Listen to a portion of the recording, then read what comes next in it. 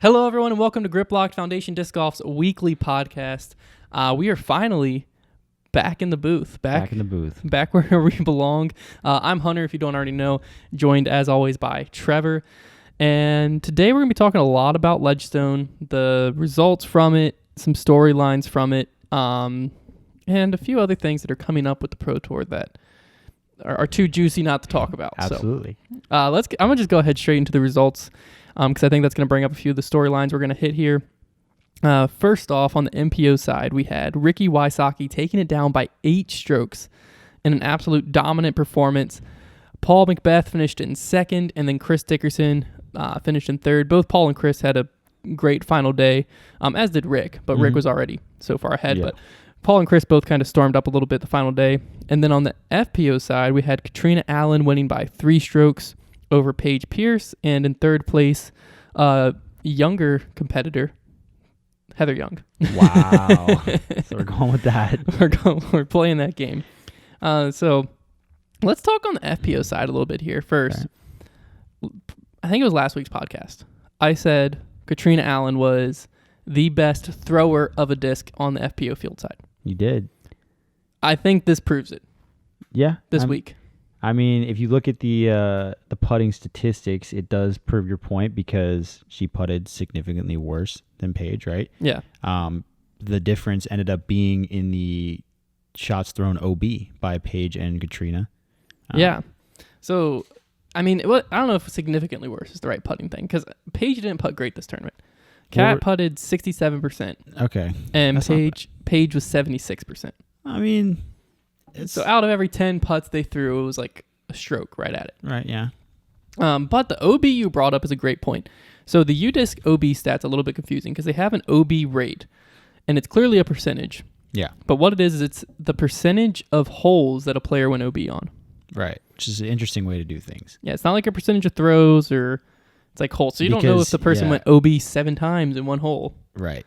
I don't like that. I'd want to see like just a total amount of times they throw OB or a total amount of penalty strokes. Yeah, like a total OB strokes. Way more applicable. Like it's not misleading. Yeah, but we'll just assume that the percentage is like each hole they went OB once. Yeah, for the sake of the argument. Yeah, because I don't know. Because it lines up. It lines up. So Katrina Allen threw OB on 8.3% of the holes she played, whereas Paige threw OB on 15%. Right. Which, if you divide that all out with the amount of holes they played, that is literally 3 strokes. There it is, and that's the tournament. That's it, yeah. So I think that's kind of where my argument comes in, that I still think Katrina Allen's the best thrower of a disc. Because, yes, she didn't, the majority of her stats and Paige's stats were pretty much identical. Yeah. Like, as far as the circle one in regulation, the putting percentage, fairways hit, all of that, they were within percentage points of each other. But it was the OB strokes, so how much she controlled the disc when she was in the fairway or whatever, that ended up being the separating factor for Kat, where she didn't really have to hit her putts this weekend. Right. And, I think if Katrina Allen can figure out her putting, then it's going to be hard for Paige to beat her. I personally think. I mean, it's good to like kind of have that rivalry back. It seems like because that was like kind of carrying the women's game for a little bit, and then Paige kind of took over. But now that it seems to be back a little bit, which is kind of like what we're seeing on the men's side, with Ricky playing so well, it's good to see those head-to-head matchups. It's almost like we're taking a step back in time. Right. Yeah. Like we're going back to what we were just perceiving as the good old days. They might be coming back because, as you just mentioned, Ricky shredded this weekend. It was a clinic from Ricky. It wasn't as much like Katrina and Paige where there's like this one stat that's separated. It was just like Ricky went off. He was just dominant. I think 8 strokes, that's probably the biggest win on the Pro Tour this year. Has to be, I think. Be up there at least. Yeah. I mean, 8 strokes, that's comfortable. And he was already up by quite a few. I mean, at one point during the last round. He was up 9 going into the last round. I think at one point during the last round, he was like up by 12 or something like that. I'm not sure. He was in position to go up by 13 maybe. But, I mean, yeah, Ricky looks smooth. He threw the disc out of bounds one time. Yeah. The entire event. Literally once. Which is phenomenal. I mean, that alone will get you somewhere. Especially there's OB on both courses in pretty treacherous places. It's like not like Northwoods is just wooded and there's no OB. Well, the OB lines were pretty tough, and then obviously there was a lot of spots where tree kicks are guaranteed taking you OB. Yeah. So and that's on both courses. Yeah, I think Ricky is finding his game back. Yeah, I mean,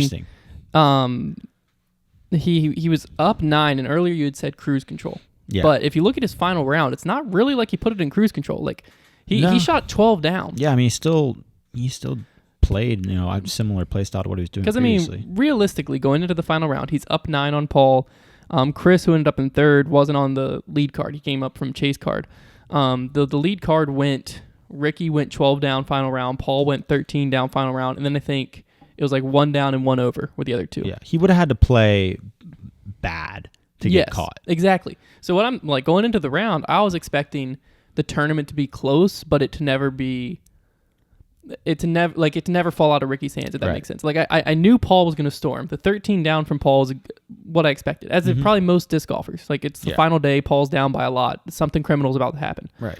But Ricky, I was more expecting 6, 7 down, something where he's just less aggressive, not taking risks, just throwing smooth shots out there, staying in bounds, and knowing, hey, let me just chip away. If Paul beats me by 6 this round, I win by 3. Yeah, which I mean, I did see watching the coverage. I mean, I saw some choices like that where they're a long par 4. Let me play it for the 4. Let me like lay up to the corner a little bit instead of trying to cut off the OB. I saw that a couple of times, but I think that just proves that course is a course where, you can just stay in bounds, and that alone will give you a good score. That's true. Like that I think that just shows, what keeping your disc in play on tough courses. I think USDGC, we see that every year. The guys who just stay in bounds, end up with good scores. You don't necessarily have to throw heroic shots to score. You just got to keep your disc safe.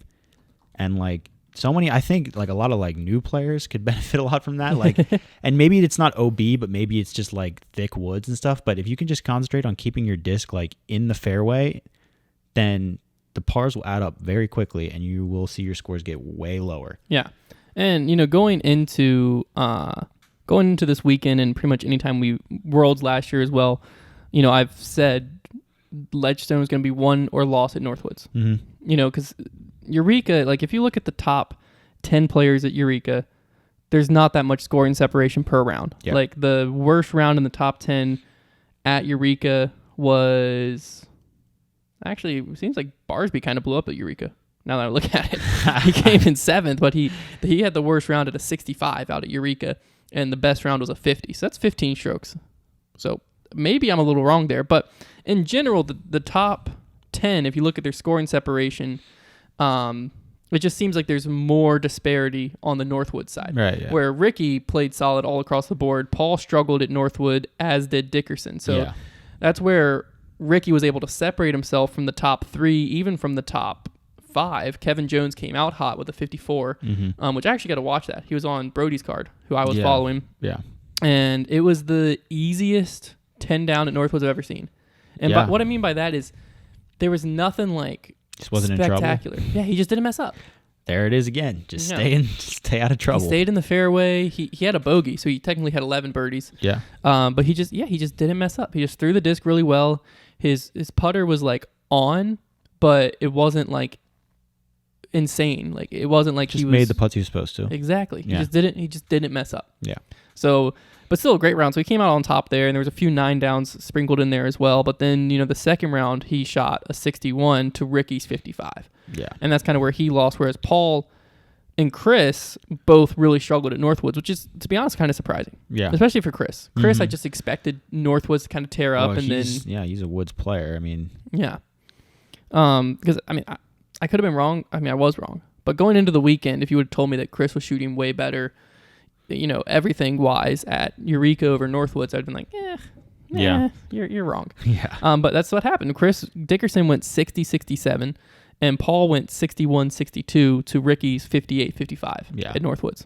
Just a lot of separation. And, I mean, that's pretty much the tournament, because Paul beat Ricky by 2 strokes at Eureka, going 54-50, and Chris tied Ricky at Eureka, going 54-52 to Ricky's 55-51. Yeah, I mean, I think that just shows, I mean, disc golf is a bit unique in the multiple course per event type layout. Yeah. Which I think because of that, it does add that bit of unpredictability where, you know, the first 2 rounds can decide an event like that because that's where all the separation is going to be. But it also makes it interesting. I mean, in my opinion, I love the idea. I mean, there's something to be said for like, you know, guys getting to play a course over and over again so they can, you know, better their scores and also try new things, maybe go for a shot they didn't go for. You know, that's kind of exciting. And it also allows the fans to become familiar with the course, I think. So that's why, you know, maybe the 2 rounds and 2 rounds is good. But, you know, the more courses, the more unpredictable the scoring is for sure. Yeah, the only thing I didn't like was that the Ledgestone was back-to-back. So it went Idlewild, and then straight from Idlewild, you went to Ledgestone. So I got to see it firsthand. Kind of Sunday, you're finishing up at Idlewild. You leave first thing Monday morning. You get in Monday afternoon, and you basically have enough time for 5 practice rounds total to learn 2 courses. It's tough. If you're on the tour for a long time, like Paul, Ricky, anyone like that, you're going to know these courses because you learned them last year at Worlds or whatever, and you're just learning the changes. And, you know, if there's changes to your bag or something like that. I think where I kind of saw the struggles more, I was practicing with Brody because I was doing his filming for his practice rounds. And so for him to fully learn 2 courses, that was a struggle. But in general, to come into a weekend and the tournament starts on Wednesday, right? No, it started on Thursday. Thursday to Sunday. And you show up Monday, you know, and it was a solid like 6-hour drive or something like that from maybe 5, I don't know, from Idlewild up to Northwood. So to get there, and Monday afternoon there was a storm that rolled through, which that's not normal, so I'm not going to count that in like the planning of this. But to only have 5 rounds to learn these 2 courses and learn everything, and that's if you go 1 round Monday afternoon and then 2 rounds leading up to your tournament, which I'm assuming a lot of players didn't want to do. Which, I mean, that's heavy. Exactly. That's really heavy, for your arm. You're playing 2 rounds the day before you start this huge event. Yeah. You wouldn't want to do that in an ideal situation. No, so you might only get 2 rounds at each course, basically, to learn it. And that's something unique about disc golf, too, because ball golf, you know, as long as you can hit, I mean, you want to know the courses to know your landing areas, but, like, you're going to be hitting the same types of shots, you know, your high cuts, your low draws. And disc golf, it's the same to a degree, but I feel like there's a little bit more to like specific shots that need to be thrown on certain holes to where and there's also a lot more like blind pins where you're going to be reaching the pin on that shot and it's also blind. Yeah. You know, so like you got to know what to aim at, what tree limb I want this disc to turn off of. I think learning a course blind in disc golf is infinitely harder than ball golf. And that makes the whole practice round thing, if you don't know a course, really hard. I mean, I've been in that spot where you try to play an event and I don't think I've ever played a course blind in a tournament well. No. Like, it's impossible. I know I haven't. Knowing, even just playing it once to like have an idea of what you're doing is so much better. So I think that is an interesting thing in disc golf. Yeah. So as a spectator, I like having 2 courses because I like the disparity. I feel like having 2 courses lets the better player win to a certain degree because especially Northwoods and Eureka, you were challenged on your Woods game and your Open game. I agree. So like this weekend, Ricky was the best disc golfer, period. It's not like, well, he's just good in the Open or he's just good in the Woods. You know, it challenged both sides. And so you saw players like Paul and Chris who struggled in the Woods this week. And if it was all at Eureka, the stats tell us they might have won or been able to push Ricky for the win more. But since it was both styles of golf, the more consistent golfer this week was Ricky, who was able to pull out this large win. Yeah. So that's what I like going into it. But as a player, I've heard a lot of players saying, like we want one course. One course, yeah. And especially you got to think if you're doing this full time and you're like going, which they normally don't have back-to-backs like this. I think it's a special thing because of COVID and everything. But occasionally it happens. But if you're going from tournament to tournament and you're having to learn like 2 courses every tournament, that's tough. Yeah. Yeah, it's gonna be real tough. Yeah, I mean, and this is also a bit different because this was a 4-round event. A lot of these Pro Tour events, or is this the only 4-round Pro Tour event? I don't want to say it's the only, but I don't know of many others. Yeah, I mean, we've only had 3-rounders so far, right? Yeah, which I don't like that. You like the 4 rounds? I like 4 rounds. I mean, I do too because it gives guys. I mean, I think it separates the best golfer. Yeah. I think it also allows for a cut, which should be happening go 2 rounds, cut the field, 2 more rounds, which Yeah. we'll talk about that probably as the next topic because I want to talk about the freaking round links out here, which are insane. But it just, I don't know, something about 4 rounds, because 3 rounds, if you go out there and you get really hot for like 2 rounds, you could win. Right. If there's 4 rounds and one random player gets hot for 2 rounds, he's not winning. Yeah, I mean, I think 4 is the sweet spot. 3, like, I mean, there was a time I feel like where 2-round tournaments were pretty mainstream for like, maybe not the biggest events, but for A tiers. But for A tiers, and like 2 rounds is not enough. No, 3 rounds isn't bad. Like, I don't mind it, but when I saw that this was a 4-rounder, I was like, all right, like this is exciting. Like, it makes it feel like a bigger tournament to me. Yeah, and I just feel like, I mean, I like the Thursday to Sunday, and it gives you more possibilities just within the field for interesting things to happen. You know? So yeah, I do like the 4 rounds. Yeah, I wish more tournaments were 4-round. And the cut thing I just brought up, I think it's interesting. I don't know why disc golf doesn't do it, because like, let's say this weekend, for instance, the first problem was the field was too big. Mm-hmm. So rounds at Northwoods were taking at least 5 hours. Way too long. It was insane. You start around at 10, you're finishing a little after 3. Way too long. I mean, like PGA Tour ball golf rounds where, you know, it's a way slower sport are taking that long. And they're walking further. Yeah. The holes are longer. Well, that's what I mean. Like, the whole thing is slower. They're not in the woods. They're not having to like look for discs and stuff like that. But that wasn't what was really adding up a lot of the time. Part of it was Northwoods hole 12 was legitimately taking like 45 plus minutes to play one hole. It's a joke. But the thing is, like, it's a great hole. Hole 12 is. The design's great. The difficulty's great. I love that hole. Yeah.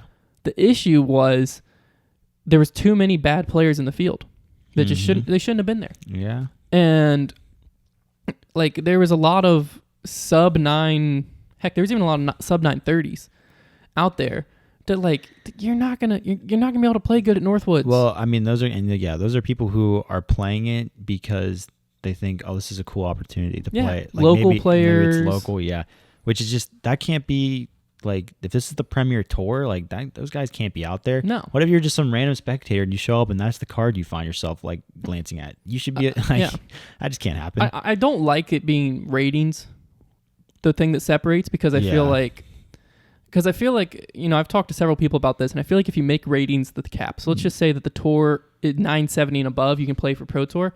If I'm on the bubble and I'm a 972 rated player and I want to sign up for a Pro Tour, I'm not playing. Yeah. Because I'm 972 rated. I'm not going to play. Or I'm picking and choosing, and I'm only playing events that I know have really good ratings and is a course that tends to my game. Well, the bottom line is those spots have to be earned through a point system. Exactly. And that's where I think it's going to come down to. That's where I think it needs to, the tour card idea that I've pounded on this podcast, that needs to be the answer. I just don't see another answer, because everything else you can cheat the system a little bit. Yeah. To be honest with you, the rating system, you know, you can definitely make it work in your favor. Go up. Yeah. Yes, to go up, it does require you to play good, but I'm much more likely to know, like, personally, I'm going to play better at open courses. I'm going to play better at, like, hybrid courses.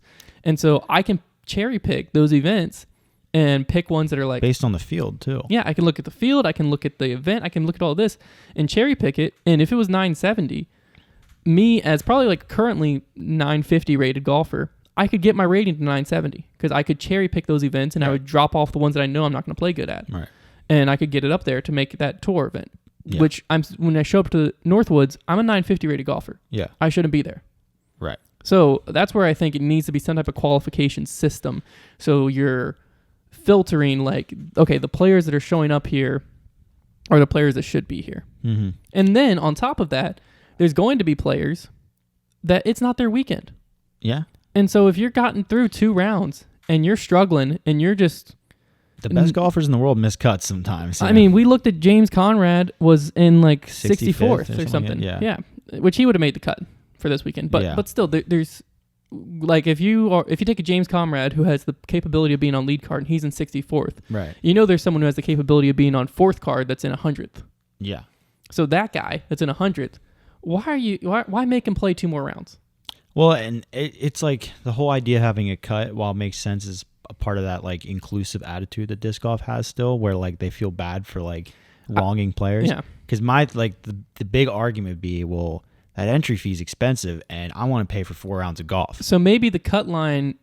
Well, yeah. If you want to pay for 4 rounds of golf, then play AM. Maybe the cut line is to me in the cut. I always feel bad for the people that are on the cut line. So if you cut it at the cash line, and like everyone that made the cut cashes, yeah, then I'm like, well, that sucks. If you're 1 stroke out of cash with 2 rounds to play, and you're like, dude, I could have cashed. So yeah, I would personally pick the cut line plus like 10% of the field or something. I don't know what it would be the percentage wise, but something where the next like one more card that right now is on the bubble of cashing has a chance to get in. Yeah, so then the bottom of the field still has a little pressure. Yeah. There's still something you're playing for where you can't just be like, okay, well I made the cut, I cashed, right? That makes sense. I like that. But I like the idea of a cut, and I think that the tour cards and or a cut help this tournament out drastically. I mean, these are all things that work towards that initiative of just making it more cutthroat in disc golf and like making players want to get better. Yeah. You know, that's the whole point is we just need, like, you have to make making cuts, these things harder to do. Well, that's the thing too, is that it doesn't need to be a universal thing. You don't need our tournament, a B tier, the Battle for Bedford to have a cut. Well, no. It's a pro tour thing. Right, this is something the pro tour needs to start what the heck is the word that just slipped my mind? Putting into practice. There's a word for that. Institutionalizing. That's not it. What the heck am I looking for? Implementing.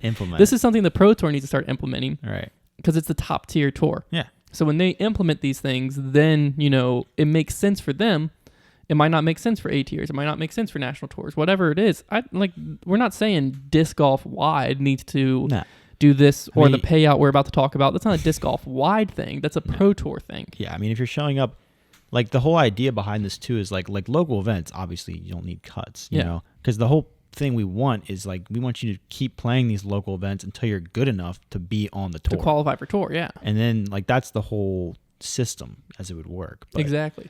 Because like local events, the pay scale can be whatever. Like that's more of like, get better, play for fun, whatever. But that's what all of disc golf right now is, what local events should continue to be. Yeah. And by local events, I mean up to A tiers. Yeah.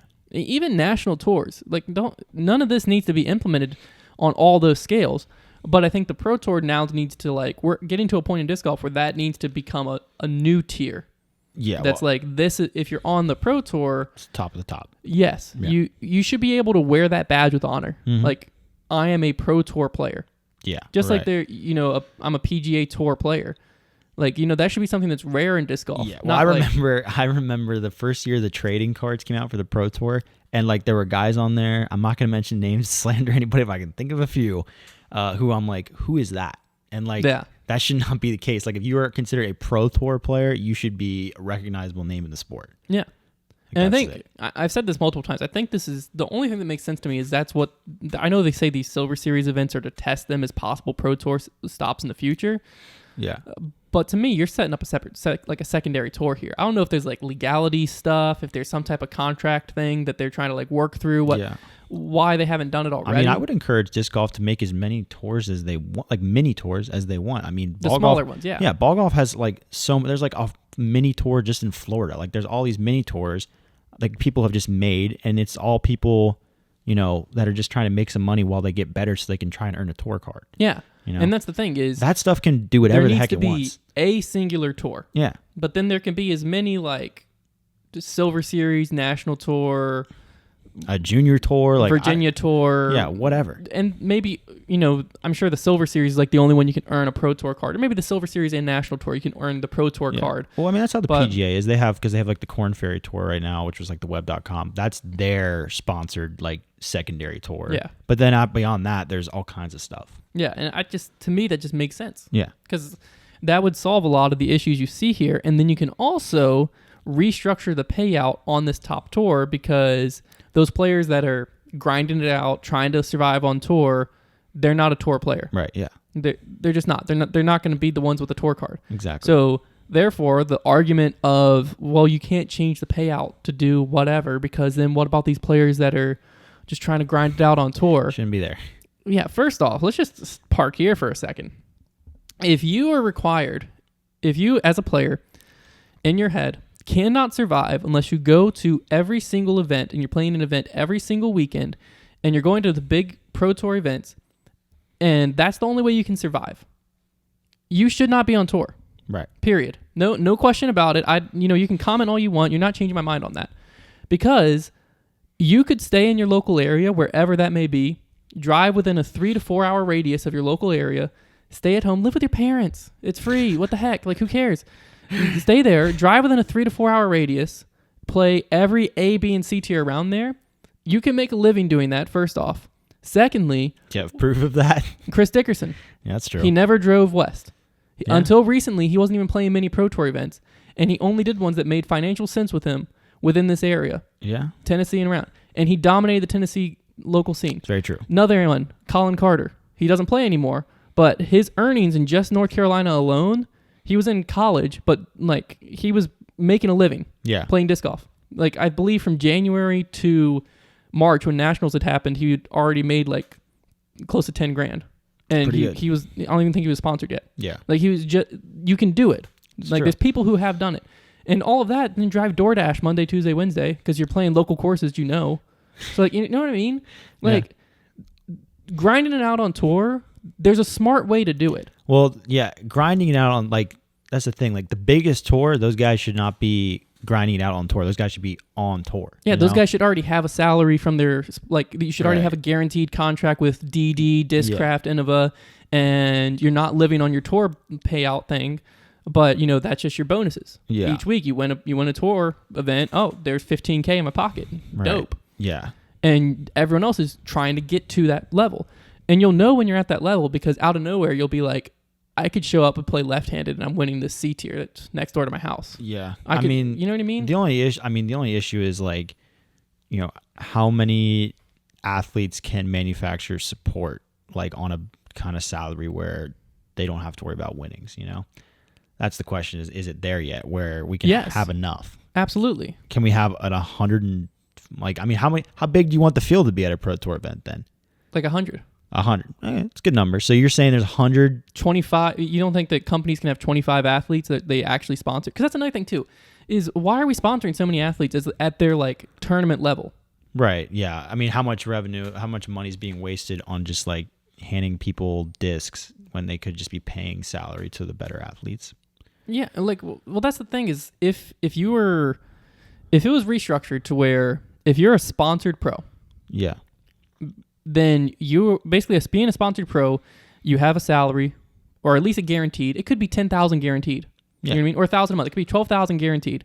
But at least it's something where, if you go a weekend and you don't win an event or you don't cash an event, you're not being like, oh, frick. Yeah. Here we go. Like, let's hope that this ramen lasts me with this freaking kettle in the back of my Prius for another week. Like, you don't have to worry about that.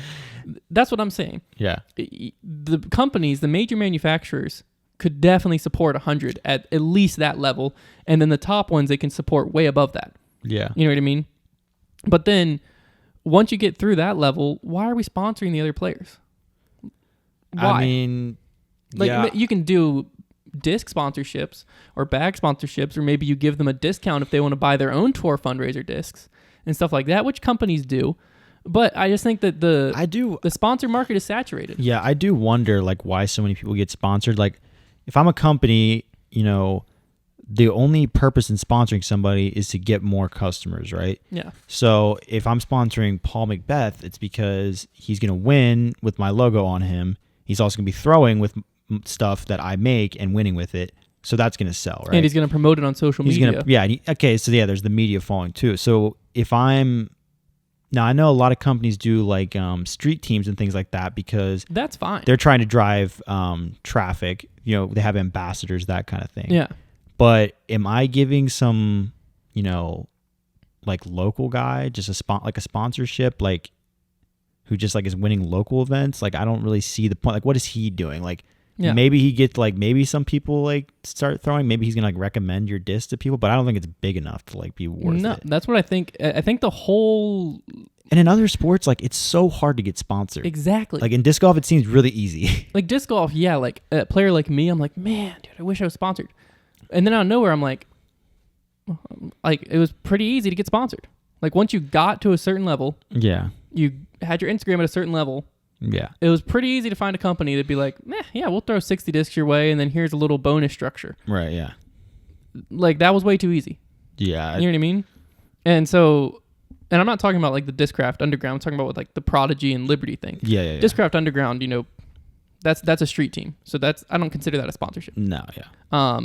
It's sick to have, but you know what I mean? Yeah. I think Street Team, Team Trilogy, Discraft Underground, Innova Rockstars. Yeah. Those are just ambassadors. You're sponsored, but yeah, it's an ambassador. Like they give you some merch. That I have no problem with. I have an infinite amount of those. Right, Who cares? But when a player is like pro level sponsored, where you're actually like paying them cash, I think that needs to be a little bit more elusive. Mm-hmm. And I think that the tour card could be a great thing. Right now, it's like 10-15. Like once you're 10-15 rated, then companies will start to look at you for that level. Yeah. And so that's another thing with me that I don't like ratings being that, because you know, you might have 990 rated players that cherry pick their events to get to 10-15 rated, even though they're not that good. Mm-hmm. And then, you know, so they get sponsored. Yeah. Whereas there's a player who's like actually going to all these events and might be making a living, but he's right at 1,000 rated because he's playing an event every weekend. And so he's going to be overlooked. Yeah. And, you know, there's a lot more that plays into it. I just think that that's just something that is frustrating to me, that if I'm a disc golfer and I'm trying to make a living full-time only disc golf, that right now it seems like tour or nothing is like your only option. Yeah. And that's just a mentality that's wrong to me. Like, yeah, I mean, you can make a living dominating your local scene. Yeah. I mean, and maybe it's just a matter of like too many people being anxious to try and make a living off of just disc golf, that don't want to like, you know, realize that you can, you know, work a job, you know, and do disc golf and like try to like make disc golf full time. If you're anxious to make a living, think of this. Like if you're anxious to make a living on just disc golf, think how much travel costs you're saving. You know, if you're already paying rent, your rent's not going to magically disappear because you went on the road for 6 months. Your rent's still there those 6 months.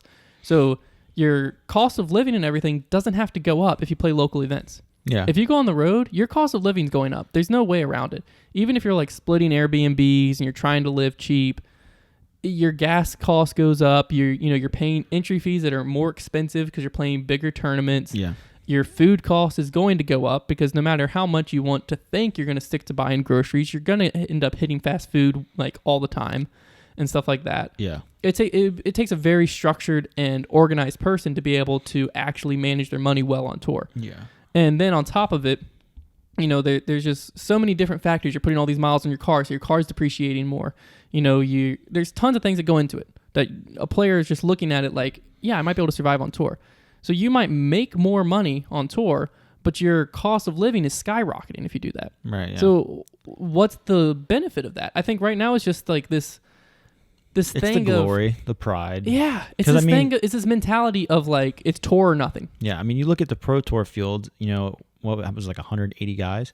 Yeah, 183. And probably 20 of them have a shot at winning, if that. Yeah. So like the other guys are just there because for the love of the game, probably. Yeah, you know? I mean, they have chances at making $400 or $500. Yeah, but you're spending that on a hotel room. Yeah, so really they're there just because it's a Pro Tour event. It's fun. Yeah, so to me, when we're talking about Pro Tour events, there is zero reason for those players to be there. Yeah, the tour card, I think, makes it where if it's 100 people, the elusiveness of getting that tour card and everything, like now, I could be flawed in this thinking, but I honestly think if there was a tour card and you had to work your tail off to get to that tour card, and then if you're on the bottom cusp, you still have to work your tail off to keep your tour card or whatever, I think that number of 20 people would go up to like 30 to 50 plus. People that have a shot, not a good shot. Players are going to have better shots than others, but they actually could win it. They could play the type of golf required to win it.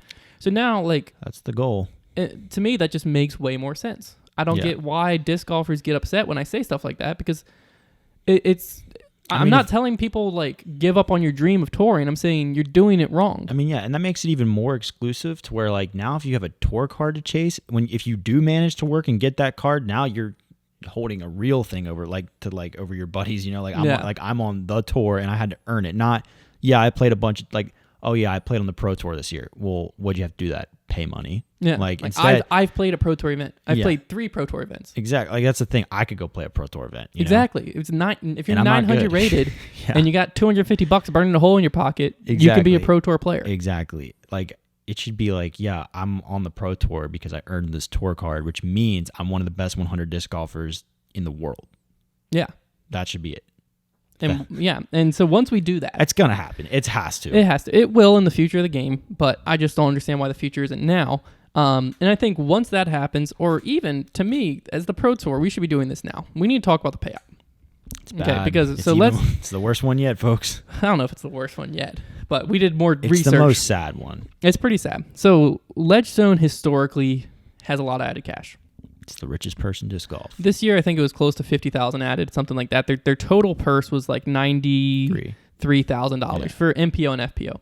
So how that broke down was it was just straight up on the percentage of how many men there were and how many women there were. So the MPO purse was 76,000 and the FPO purse was 17,000. Which that breakdown is perfect. Yeah, it matches up to the percent of how many people were in each division based on the field total. Yeah, so the 82%. 82% were men. They got 82% of the purse, 18%, 18%. Yeah. So here's where it gets a little criminal. FPO winner Katrina Allen gets $1,700, which was 10% of the purse. Right. So she got 10% of the FPO purse, approximately. It was a little bit, I guess, technically less than that, but $1,700 even, about 10% of the purse. MPO winner Ricky Wysocki, I don't know why I said his name weird, got $6,000. Yeah. 8% of the purse. Yeah. So, which the FPO field size was smaller, so that's probably why like Katrina got 2% more of, higher pay rate, whatever you want to talk about that. But that's probably just the field size breakdown thing. But in general, if they were on the PGA Tour, if the PGA or if the Pro Tour adopts the PGA Tour payment breakdown, Ricky would have got $13,745 for winning. Because that's what, 18%? Yeah, it's 18%. And Katrina Allen would have got $3,144 for winning. So you gotta double both of them pretty much. Winning one of these events, just like, and this is another thing like that just keeps going along our narrative that the Pro Tour needs to be like for the big dogs only. Yeah, like winning needs to be like big time money. Some of these top players like. They've got serious contracts with their manufacturers. Like they're making in some cases over $1 million or like a lot of money, So guess what? $6,000, boop, little drop in the bucket. Yeah, it means nothing. It means absolutely nothing to them, But I feel like even if you're like I elbowed the table if you were listening on even audio. if you're like a mid-ranged golfer that's doing like $6,000, like that's a lot of money, but like it's not like crazy. Like $13,000, that's a lot of money. Like that's more like that just changed my year a little bit kind of money. Because this is the thing to me is whenever I bring this up, people always get upset with. They're like, why would we want to make it top heavy where the rich get richer? Talking about like because the rich have earned it. Yes, but I also want to bring up if we go back a little while ago, we have Colton Montgomery winning DDO. Yeah.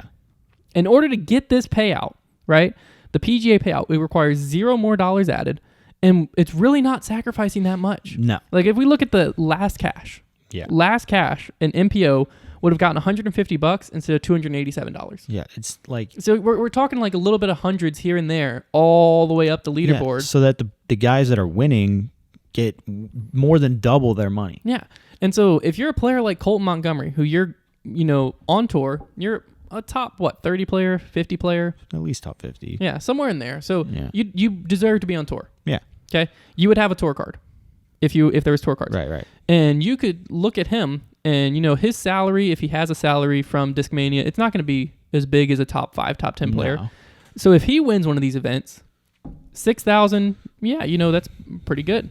13,000, holy cow, here we go. Yeah, that might be like a third of what his salary is. Yeah, that could be like, shoot, all right, now I can play 3 more tournaments stress-free. Yeah. Well, that's the thing. $13K, like, especially if you're kind of on the road disc golfer, you win a couple of those a year, or maybe just one of those and then a couple like top 5 finishes, and you kind of like can keep yourself afloat. Exactly. Like it changes the whole structure because now it's not like, okay, well I can just grind it out, finish in 20th place every week, and I'll be okay. Yeah. It's like if I can win 2 of these.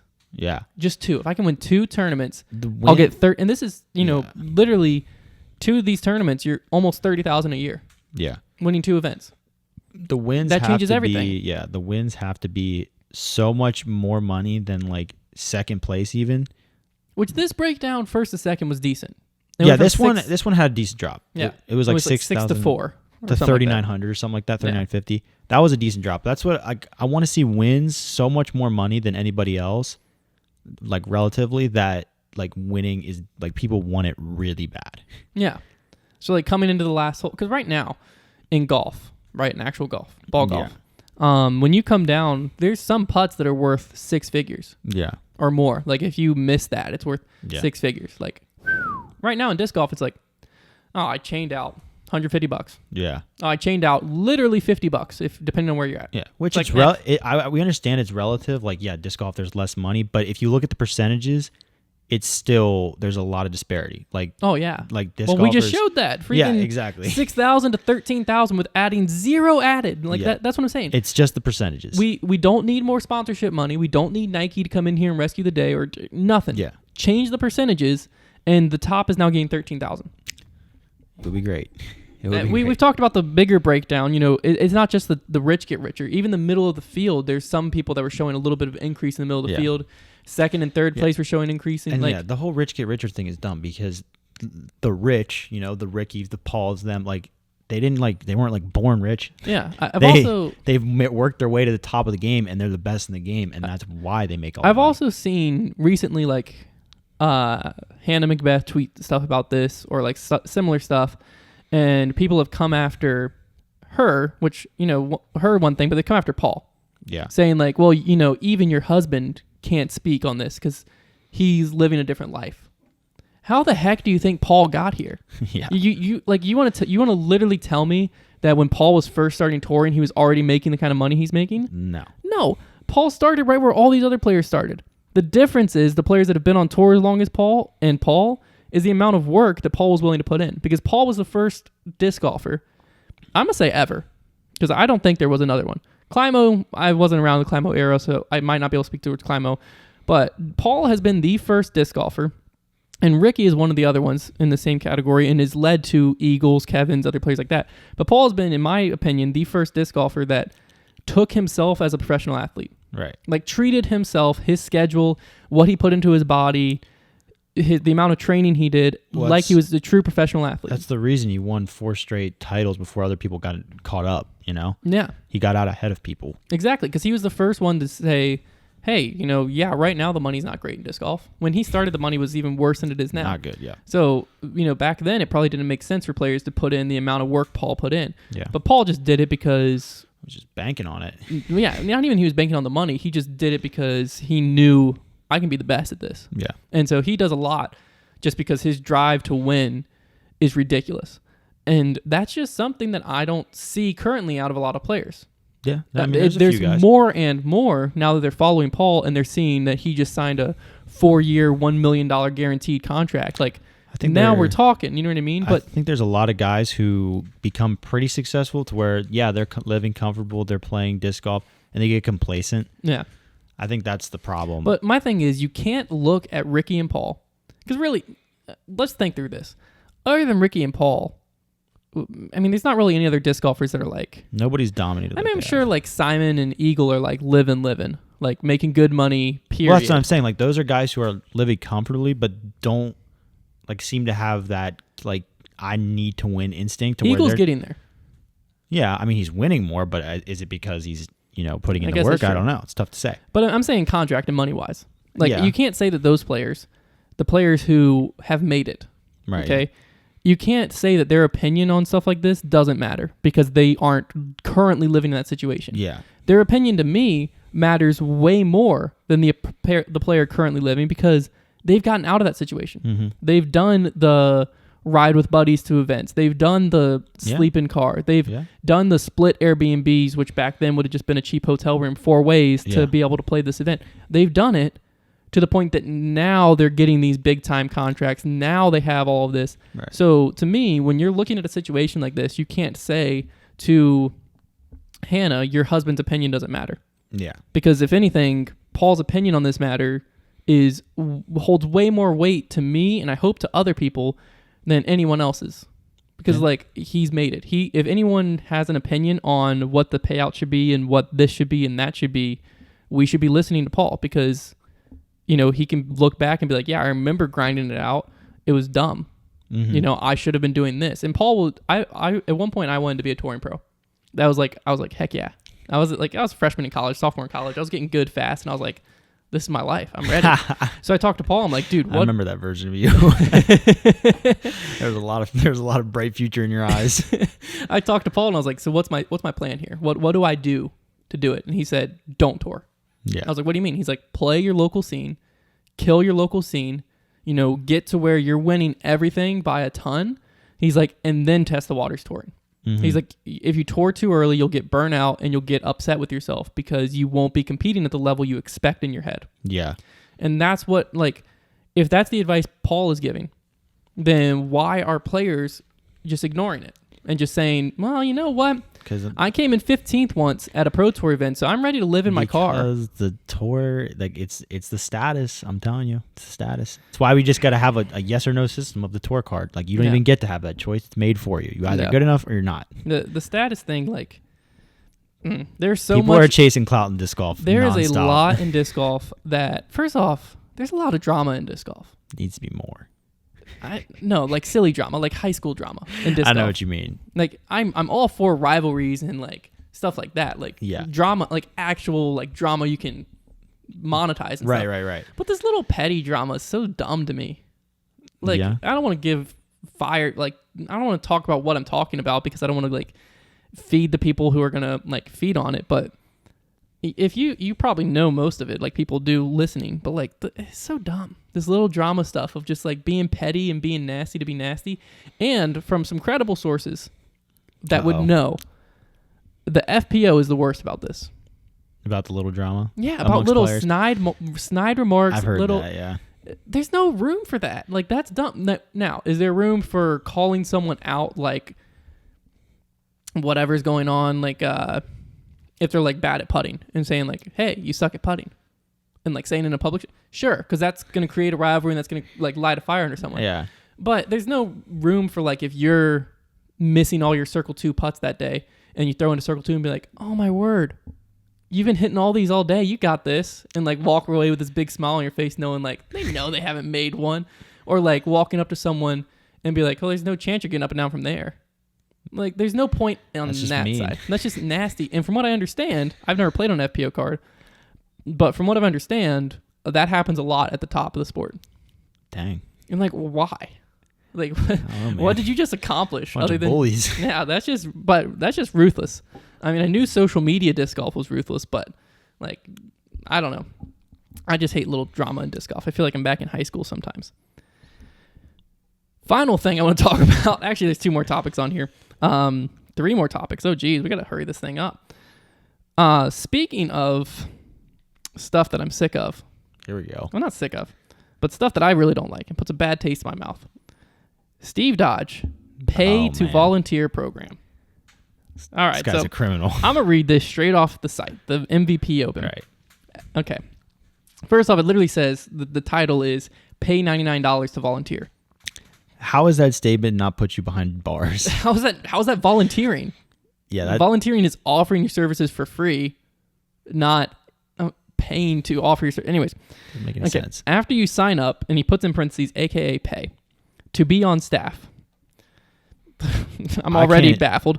We will email you and coordinate what you would like to do, and when you would like to do it.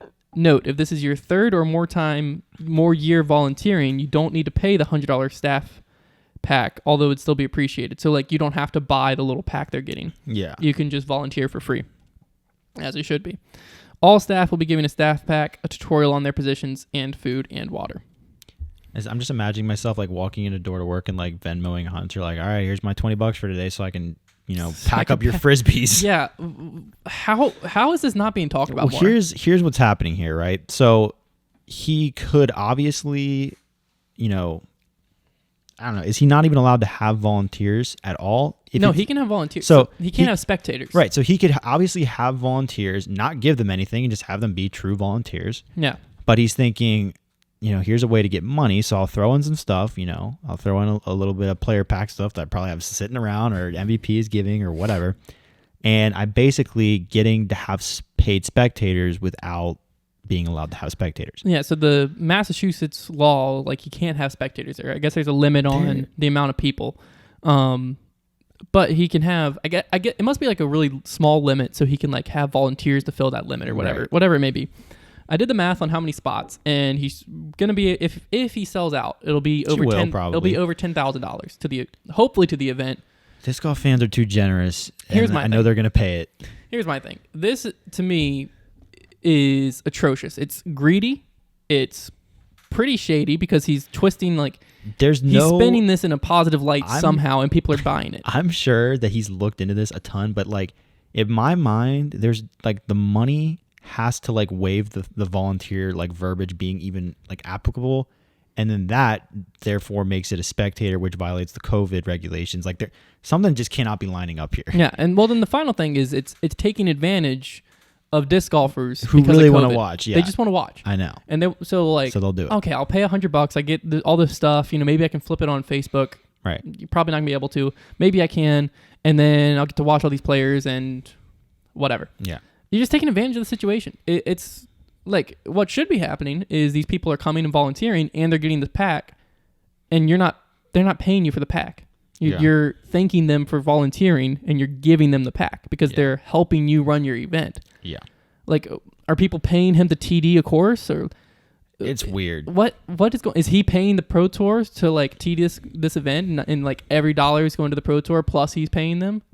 No. He might be paying the Pro Tour to be a Pro Tour, but every dollar from the event's going to him. Yeah. It's weird. I don't get. And I've never seen anything like it. I'll tell you that. He was on the Upshot podcast. Yeah.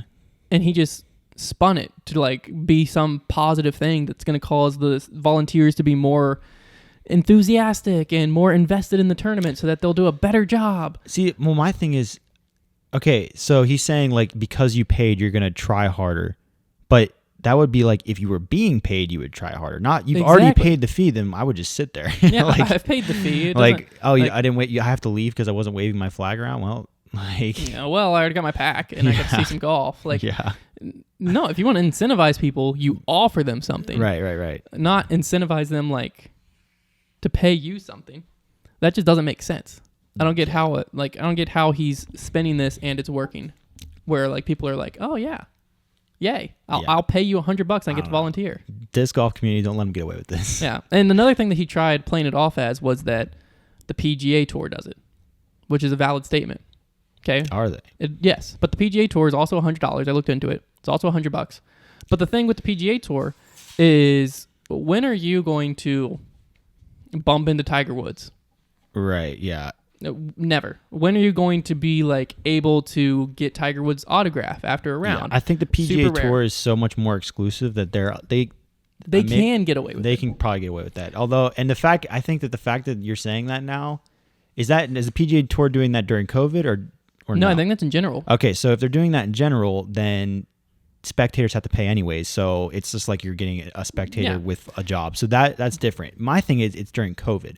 So you can't pay to spectate or just spectate. Like you have to. Like this is the only way you can watch this event. Exactly. Like it's one thing if you're doing it where like the PGA Tour, like I was saying, like you were going to pay to get anyways, but this way you're going to get even more closer. It's almost like a better seat. Yeah, you get closer, and they do offer a pack as well. Yeah. But to me, it's just disc golf's not there to where this is a thing. No, like, this is we need to be weird. Paying our volunteer in some way. We don't need our volunteer to be paying. Yeah. Because if you opened it up, the PGA Tour, if you opened it up for free to volunteer, you would have way too many responses than you could handle. If you open up a disc golf event for volunteer, you're literally going to have your mom and like in-laws. Well, you're going to have your mom and your brother and sister. You're only going to have the local audience. There's not going to be much. Yeah. It's hard to get volunteers at disc golf. It's not hard to get volunteers there. That's the difference. Is it's a more sought after. If we're opening it up and we have 50 volunteer spots and we have a 25 person wait list plus the 50 volunteer spots, then you're like, okay, well, what do I need to do? Because you don't want to, that's when it becomes something where now this might be more of a logistical thing we can do. But in disc golf, like to me, that's just, I don't know how it's flying with people. I don't know if I'm the only one that this puts a really bad taste in my mouth, but like, I don't like it at all. Yeah. I used to like the MVP Open, and like always wanted to watch it. I'm not supporting this event. Wow. You're here first. Simply because of, not because the Pro Tour is doing anything, but because like this is just nasty. Like I don't like that. So I refuse to. I mean, we'll talk about it on the podcast, but like I'm not really going to be that invested in it. I'm not going to like. I don't know. It just really, maybe it's just because I was tired when I read it, and I was just already in a bad mood. But it really just put me over the edge. I was like, this is disgusting. It's fair. Yeah. I don't like especially it either. To get $10,000 off of volunteers. It's weird. Yeah, that doesn't sound right at all. No, especially with the state of disc golf right now. What It'd be one doing? thing. Like, is he gonna like donate the $10,000? Because like, all right, that makes sense. Yeah, if you donate to St. Jude or something. But I don't think that's he is. something we didn't even talk about. Ledgestone freaking raised $60,000 for St. Jude. That's awesome. That's insane. Yeah, that's really awesome. Yeah. I mean, I don't have a huge storyline with that. I just like I don't know. That speaks a lot to me. Like that's the type of stuff I like to see in disc golf. Right. Like that's right up disc golf's alley. I like that. Yeah. I don't like lining someone's pocket to volunteer for them. What the heck are we doing? All right, to wrap out the show, I just wanted to mention the CBS time slots for the DDO. We got good ones. Have been announced, and they're shocking. It's the 26th through the 29th of August, 7 p.m. Yeah, each night. Right below prime time. And I've heard a rumor, which I don't know if it's actually a rumor, if it's true, that it's after a golf tournament. I have not looked into that. I haven't looked into it. I just heard someone say that. Well, it's on CBS Sports, and it's the Thursday through Sunday, I think. No, it's Wednesday through Saturday. Or Wednesday through Saturday. So it would overlap with 3 days of a golf tournament if it was normally. That's what I've heard. I've heard that like golf coverage will end at 7 and then disc golf begins at 7, which is even better, I think. Well, yeah, you would love to catch ball golf fans on the back end of that, and then like, what the heck is this? Maybe catch whatever the primetime coverage is afterwards. Catch them on the back front end. Yeah. The only thing that I don't like is I've heard that CBS Sports isn't going to share the ratings information. I don't know if I don't like that or if I like that because CBS Sports is trying to keep all their. I just wish they would share all their cards. I want to know. Yeah, so do I. Like everyone wants to know, but maybe they will eventually. What I do think is, as a disc golf community, if you don't already have access to CBS Sports, sign up for a free trial of YouTube TV, Hulu, whatever it is. If you do already have it, block off your calendar.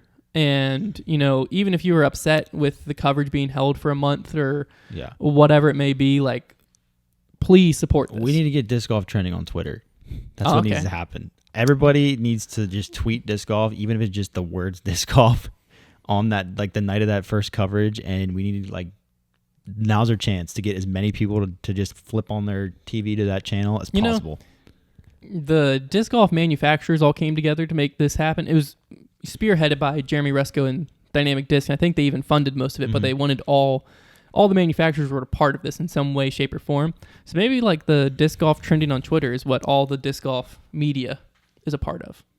So we need to let's start reaching out to Jomez, Ultiworld, everyone needs to be like, look, everybody, this is our shot. We need let's align. Because it helps everybody. This. Like this isn't like like it's gonna really help guys like Jomez, right? Yeah.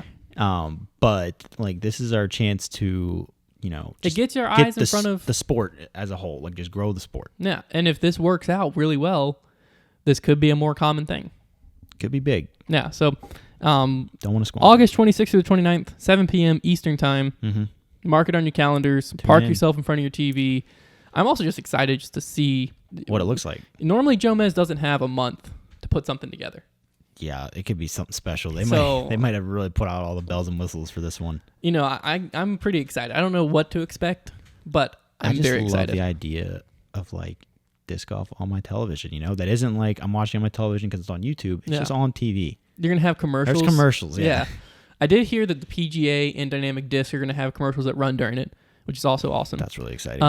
Outside of that, it's just gonna be normal commercials, to my knowledge. It's so cool. Yeah. So and I don't know if it's gonna have like.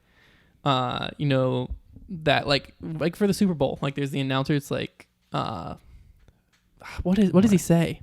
Like when he like says like CBS Sports is proud to present. Oh, I know what you're saying. Yeah, like right before, like after this commercials. Presentation of the National Football League is brought to you by CBS Sports. Yeah, I don't know if that's gonna happen. Like this presentation of the Dynamic Disc Open is brought to you by.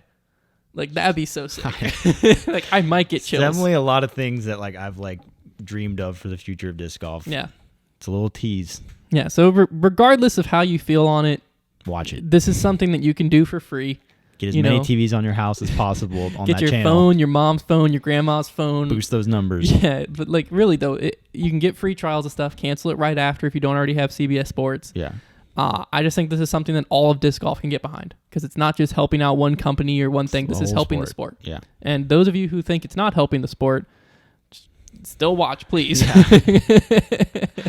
All right. Well, that's going to wrap it up for this week. As far as the foundation news goes, we do have some apparel coming pretty soon. You should see some posts about that coming up. Some restocks that are already going to be on the site. I don't know if these are. No. One line's already on the site. These will hit the site soon, and then some new designs that we're going to be pushing out some marketing here pretty shortly. And other than that, hopefully we'll have a restock for you soon. But I mean, who knows? We're trying.